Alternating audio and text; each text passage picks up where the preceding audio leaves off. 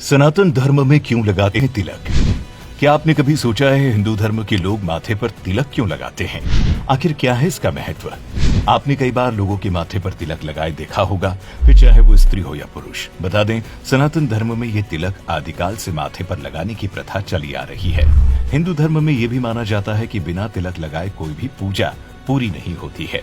धार्मिक मान्यताओं के मुताबिक माथे के एकदम बीच में भगवान विष्णु का निवास होता है। उसी जगह पर ही तिलक भी लगाया जाता है। मान्यता है कि इससे भगवान विष्णु प्रसन्न होते हैं। वहीं महिलाएं इसे माता रानी का आशीर्वाद मानकर अपने माथे पर लगाती हैं। बता दें, इस जगह को त्रिवेणी का संगम भी कहा जाता है, क्योंकि यहाँ पर शरीर की 3 नाड़ियां एक साथ मिलती है। यही जगह मन के गुरु का भी होता है, इसीलिए इसे काफी महत्वपूर्ण माना जाता है। इस स्थान पर तिलक लगाने से मन की एकाग्रता बढ़ती है और व्यक्ति का तेज बढ़ता है। हमारे शरीर में ऊर्जा के साथ छोटे छोटे केंद्र हैं, जिन्हें चक्र कहा जाता है, और ये चक्र अपार शक्ति के भंडार हैं।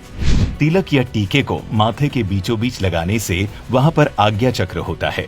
हमारे शरीर के 7 चक्रों में से ये सबसे महत्वपूर्ण स्थान है। आज्ञा चक्र स्पष्टता और बुद्धि का केंद्र है। यहाँ पर शरीर की 3 प्रमुख नाड़ियां इडा, पिंगला और सुषुम्ना आकर मिलती हैं। मान्यताओं के अनुसार सूने मस्तक को शुभ नहीं माना जाता। माथे पर चंदन, रोली, कुमकुम, सिंदूर या भस्म का तिलक लगाया जाता है। तिलक हिंदू संस्कृति में एक पहचान चिन्ह का काम करता है। भारतीय संस्कृति में पूजा अर्चना, संस्कार विधि, मंगल कार्य, यात्रा, गमन, शुभ कार्यों की शुरुआत में माथे पर तिलक लगाकर उसे अक्षत से पूरा किया जाता है। तिलक लगाने को लेकर स्कंद पुराण में बताया गया है कि अनामिका उंगली से तिलक लगाने पर शांति की प्राप्ति होती है, और वहीं मध्यमा उंगली से लगाने पर व्यक्ति की उम्र बढ़ती है। अगर कोई अंगूठे से तिलक लगाता है तो स्वास्थ्य हमेशा बना रहता है, और तर्जनी उंगली से तिलक लगाने पर मृत्यु के बाद मोक्ष की प्राप्ति होती है। वहीं विष्णु संहिता में भी तिलक लगाने के विधान के बारे में भी विस्तार से बताया गया है। ब्रह्म वैवर्त पुराण में बताया गया है कि अगर आप कोई भी पूजा पाठ बिना तिलक के करते हैं तो उस धार्मिक कार्य का फल आपको कभी भी नहीं मिलता है। कहा जाता है कि चंदन का तिलक लगाने से पापों का नाश होता है, व्यक्ति संकटों से बचता है और उस पर माता लक्ष्मी की कृपा हमेशा बनी रहती है।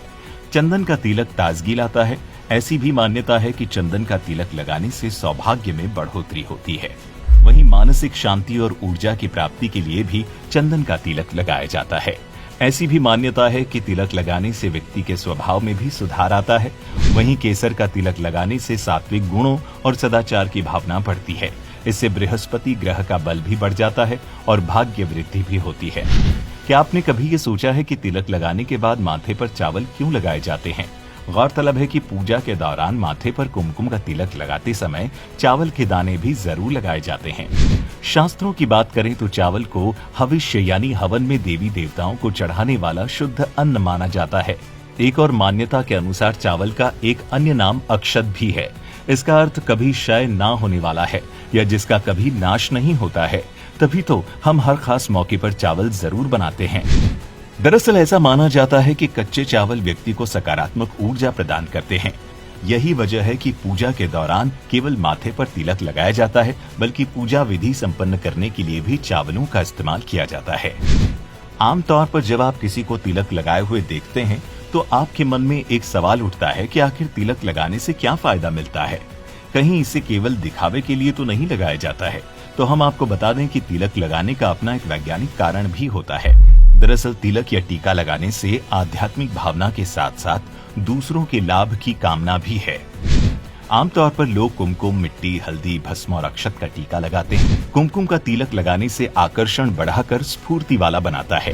केसर का तिलक लगाने से मान सम्मान में वृद्धि होती है। चंदन का तिलक लगाने से शीतलता मिलती है। भस्म का तिलक लगाने से अचानक आने वाले संकटों से मुक्ति मिलती है।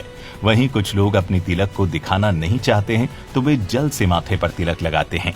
पुरुष को हमेशा चंदन का तिलक लगाना चाहिए और स्त्री को हमेशा कुमकुम का तिलक लगाना चाहिए। अगर आपके मन में इससे जुड़ा कोई और भी प्रश्न है तो हमें नीचे कमेंट करके जरूर बताएं।